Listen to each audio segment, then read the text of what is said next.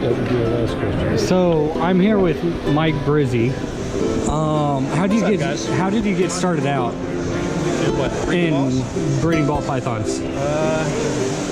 Always had them since I was a kid. Yeah, did the Navy, so every 3 years I'd have to move, so I had to get rid of the snakes. At the end of my 21 years, I retired, and I didn't have to get rid of snakes. And it kind of grew up, and then it's just a natural evolution from keeping baby pool snakes to now I got adult pool snakes. And the next evolution of that is you breed them and see how it turned out. I did that and pretty much been hooked ever since. Every year it's just a little bit more. And like now I'm packed to the gills. If someone was starting out, is there a specific setup you'd recommend, like Freedom Breeder, ARS? Whatever works for you. I mean, like when I started, I kept them in aquariums. I mean, granted I wasn't breeding, but I kept them fine in aquariums. Ideally now I would recommend someone to put them into a rack, but it's not mandatory. Rack just makes things a little bit easier. As far as the style between PVC or metal, I prefer PVC. Some of my buddies prefer the metal. It's really what's in your budget? How much footprint of the space do you have to put them? Is there anything that you've figured out is more important when you're raising ball pythons to remember than others?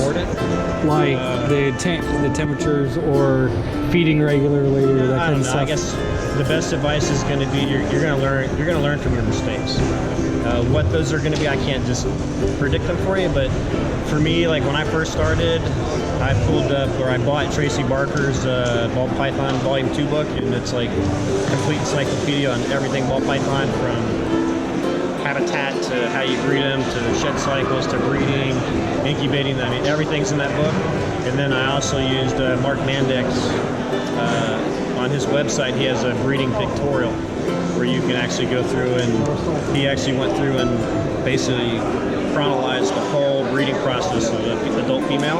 And so you get to learn or see her behaviors, and then you go back and you're comparing that to your girls, and over time the very subtle changes in the female is actually a pretty important clue that you just didn't know what you're looking for.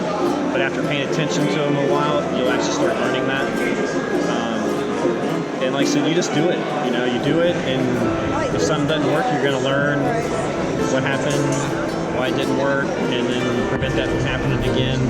And just every year you get a little bit smarter. And I still have fuck-ups, but it's not exact science, It's the main thing is you gotta have fun. If you're not enjoying it or you just want to do it to make money, go find something else to do, or don't do this, just be somebody's money man and say, here's my 10 grand, go make me some money on it. And there's projects that you can easily do that with, but as far as managing the animals and taking care of them, if you're not into them, it's never going to be successful.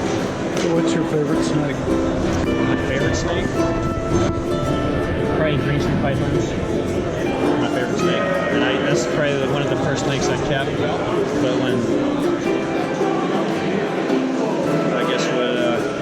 maintaining and caring for them, it's way more complicated than the ball pythons.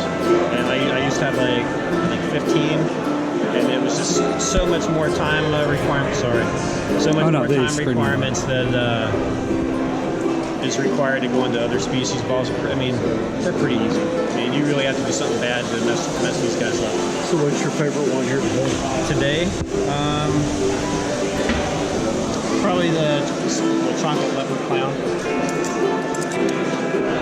Just because it's a newer thing that I did this year. Like I said, whereas there's a normal leopard in here, you can see how much surprising the chocolate took so much more of the pattern back into the clown. Where usually leopard is very pattern dominant, takes over most stuff. The blushing on it. But it turned out really nice. Pretty snake. Thank you.